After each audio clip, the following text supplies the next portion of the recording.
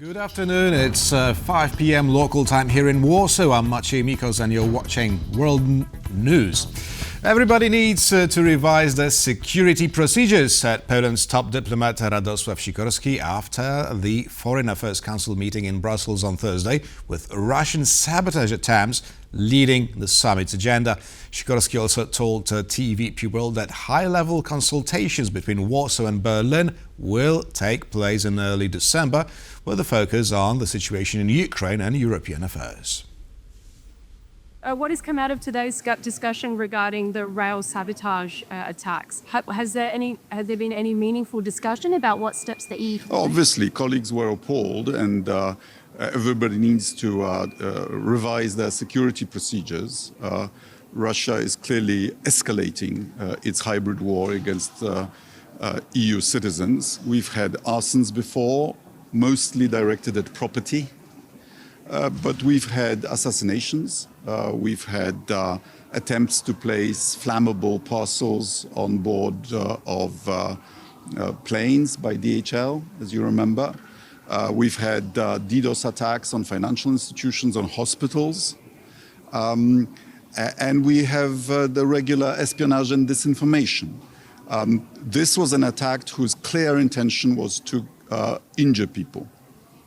Completely unacceptable, and as you know, I've taken firm measures. Can you confirm at the beginning of December there will be a government consultation between Poland and Germany, and if so, what are your expectations at this meeting?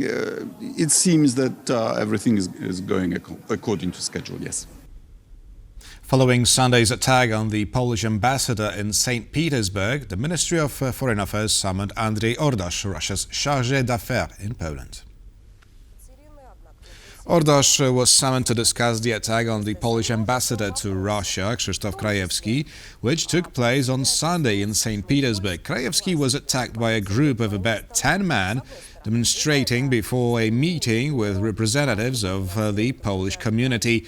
The man first verbally attacked the Polish ambassador before attempting to physically assault him, which was stopped by Krajewski's security. Another matter discussed during the meeting was the removal of military emblems at the cemetery in Katyń, which sparked outrage in Warsaw. Ordasz was also handed a note withdrawing Poland's consent for the operation of the Russian consulate in Gdańsk, informing the staff that the facility must be closed by December 23rd.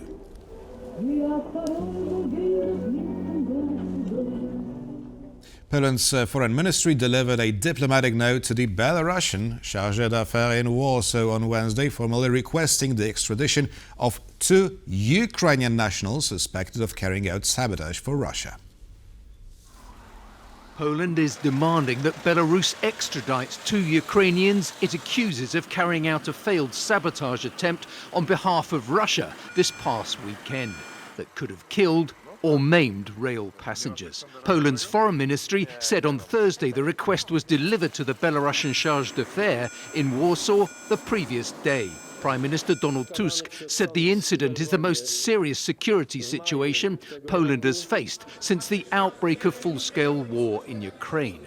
It could have resulted in a serious catastrophe with casualties. That's why I'm saying that the line has been crossed. And this is a very, very serious matter.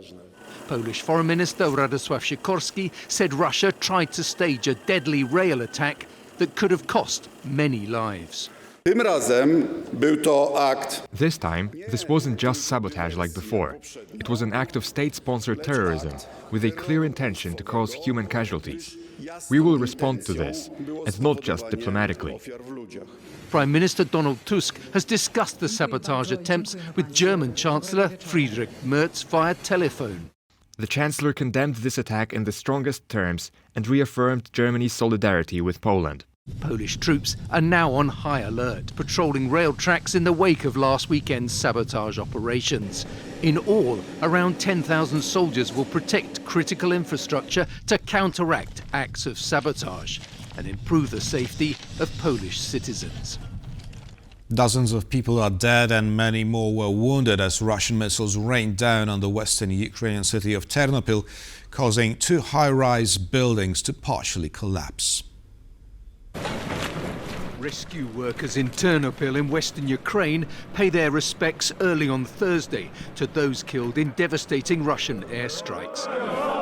Dozens lost their lives and were injured in the assaults which badly damaged 2 high-rise blocks a day earlier.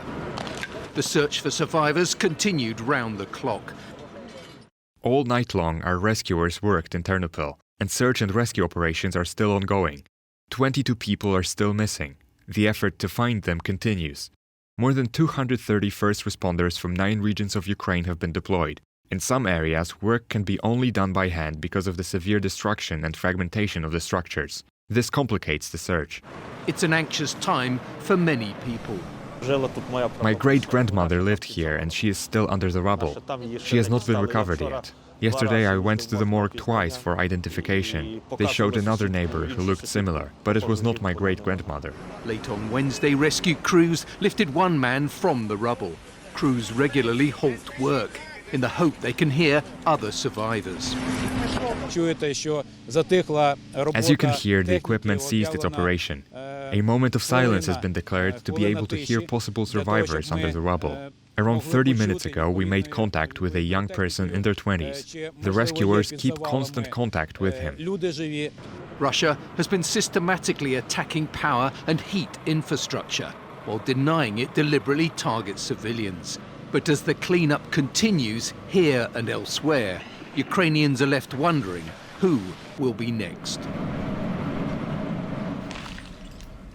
Ukrainian forces hit 2 Russian oil refineries in the span of 48 hours. The strikes were confirmed by both Ukraine's general staff as well as regional authorities in the affected Russian regions. One of the targeted facilities is located in Ilsky in the Krasnodar region and the other in the Ryazan region. The Ilsky refinery, struck overnight into November 19th, is one of the biggest in the Krasnodar region, capable of processing up to 6 million tons of oil annually. The Ryazan facility, on the other hand, is capable of processing 17 million tons of oil a year, which equals 5% of Russia's annual oil production capacity. Both refineries were struck using Ukrainian unmanned aerial vehicles. At midnight Thursday, Lithuania reopened 2 of its border crossings with Belarus. The checkpoints were previously closed in response to a series of airspace incursions involving meteorological balloons carrying contraband cigarettes crossing into Lithuanian airspace from Belarus. The circumstances have changed, and the restrictions on crossing the state border issued on October 29th by resolution number 733 of the Lithuanian government are no longer needed to ensure domestic security. I was at the other crossing, but when I was driving there, I didn't know it was closed. So I arrived there at around 5:30 p.m., and then I moved here because it's closer for me. And since I knew I had to wait until midnight for it to open, there was no point in driving an extra 100 kilometers. That's why I'm here. I've probably been waiting around 8 hours now. Our vacation started when the border was still open and ended just as it reopened. Today we are already heading to work, so for us there were no inconveniences. But I know that for others it was inconvenient to have to return home via Poland. Dozens of people have been injured in the Czech Republic after 2 passenger trains collided near the city of České Budějovice in the south of the country.